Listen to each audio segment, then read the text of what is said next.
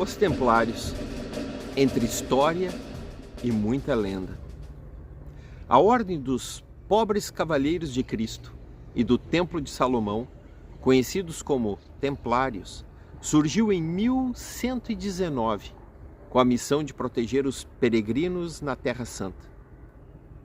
Rapidamente, tornaram-se uma das mais poderosas ordens militares e religiosas da Idade Média. Ao longo dos séculos, porém, sua imagem ultrapassou o campo histórico, transformando-se em um arquétipo de guerreiros espirituais, guardiões de segredos e símbolos de um conhecimento oculto. Teorias esotéricas sugerem que a ordem não era apenas militar, mas também iniciática. Nessa versão, haveria diferentes níveis. Existiriam templários guerreiros, a maioria da ordem, cavaleiros e sargentos que seguiam a regra monástica e militar. Templários sacerdotes ou sábios, líderes e clérigos que guardariam rituais e documentos secretos. E os templários místicos, aqueles que buscavam contato direto com o divino por meio da meditação e da influência de correntes como o gnosticismo e o sufismo. Muitas lendas afirmam que essa elite teria encontrado nos subterrâneos do Templo de Salomão relíquias como a Arca da Aliança ou o Santo Graal, além do culto a um princípio feminino divino. A ordem foi dissolvida em 1312 pelo Papa Clemente V, pressionado pelo rei Filipe IV da França. Entre as acusações estava a adoração de um suposto ídolo chamado Baphomet. Embora amplamente consideradas falsas, essas acusações alimentaram o imaginário popular e deram origem a inúmeras lendas. Os templários usaram dois símbolos principais. Bioceantes, que é a bandeira dividida em preto e branco, ela é usada no campo de batalha, e o preto representava o mundo do pecado e das trevas, o branco, a pureza e a fé de Cristo. Enquanto tremulasse, nenhum templário podia abandonar o combate. Existia também a Cruz Vermelha, concedida pelo Papa em 1147, representava martírio e sacrifício. Era usada em cerimônias, consagrações e em certas batalhas como um símbolo de entrega espiritual. Na tradição esotérica posterior, o preto e branco foi associado ao equilíbrio dos opostos e à alquimia espiritual, enquanto o vermelho simbolizava coragem e energia vital. Grandes mestres e grandes batalhas. Hugues de Payens. Ele foi o fundador e primeiro grão-mestre de 1119. Guilherme de Beaujeu defendeu Acre em 1291 e morreu em combate. Jacques de Molay, último grão-mestre, queimado em 1314. Os templários participaram de quase todas as cruzadas. Entre os episódios mais marcantes estão Montgisard, 1177. Vitória contra Saladino, liderada por Odo de Saint-Armand e o rei Balduíno IV.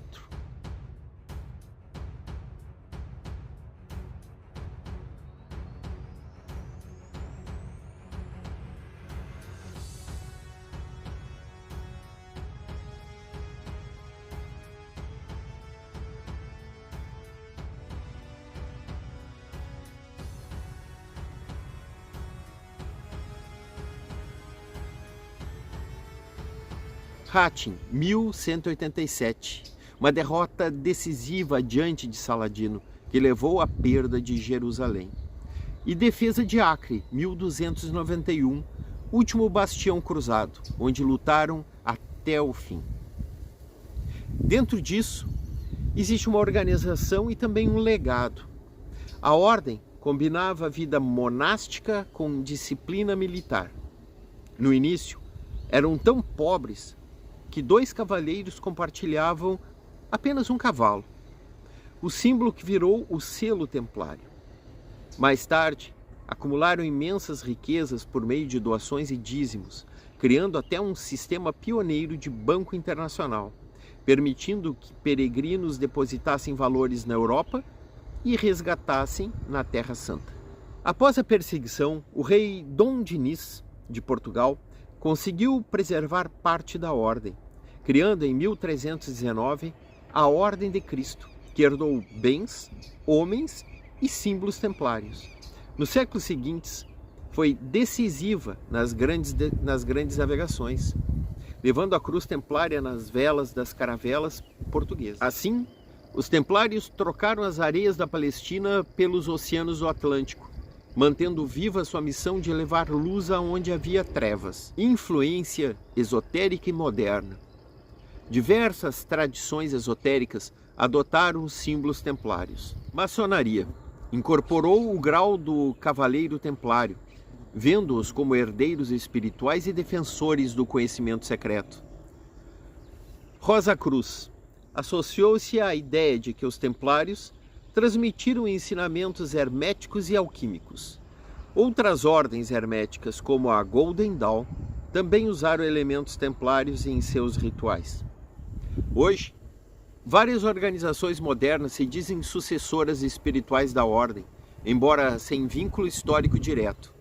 Entre elas, destaca-se a Ordre Souverain et Militaire do Templo de Jerusalém, OSMTJ, dedicada à caridade e à preservação de valores cristãos. A Igreja Católica, contudo, não reconhece oficialmente nenhuma dessas ordens. Mais de 700 anos após sua dissolução, os templários permanecem vivos. Na memória coletiva, entre história e lenda, transformaram-se em símbolo de coragem, disciplina e busca espiritual, seja na Cruz Vermelha, no Beau-Saint, preto e branco, ou na Ordem de Cristo que navegou pelos mares. A mensagem é a mesma: lutar pela luz, mesmo em meio às sombras.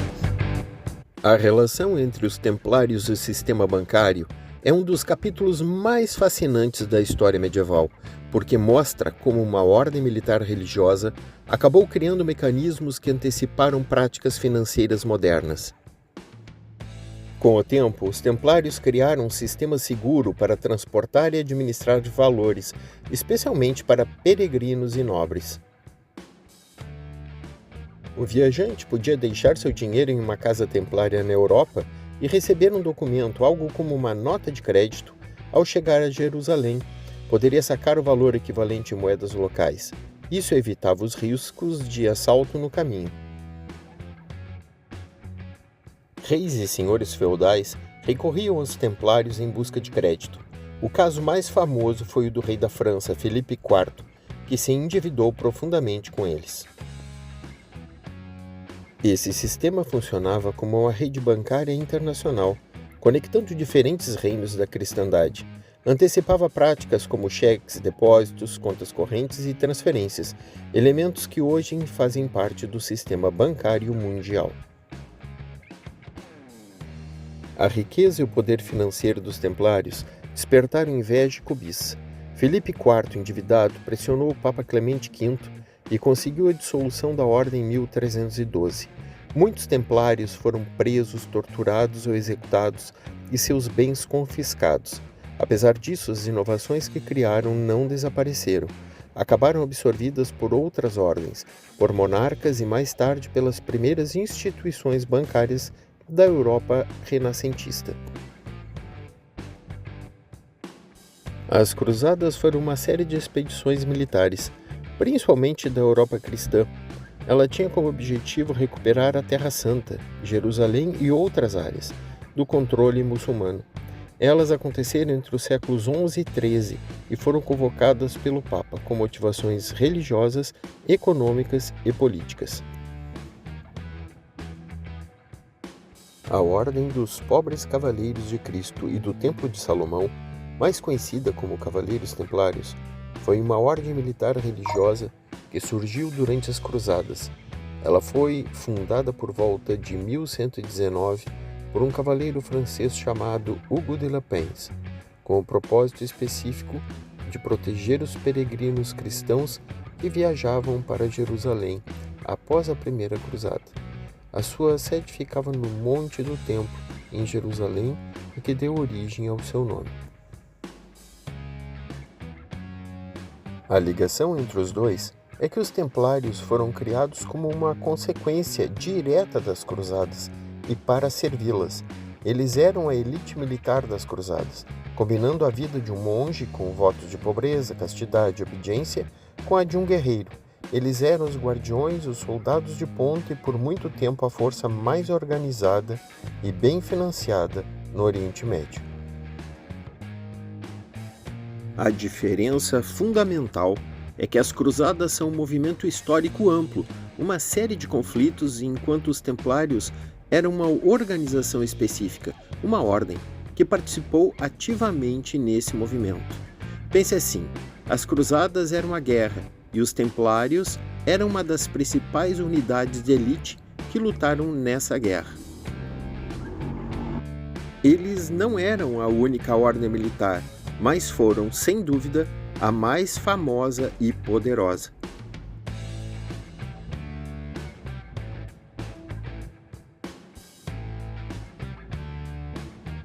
Acre, hoje conhecida como Akko em Israel, foi uma cidade portuária e uma das fortificações mais importantes do Oriente Médio durante as cruzadas. Ela serviu como capital e principal base de operações para os cruzados, no que era chamado de Reino de Jerusalém.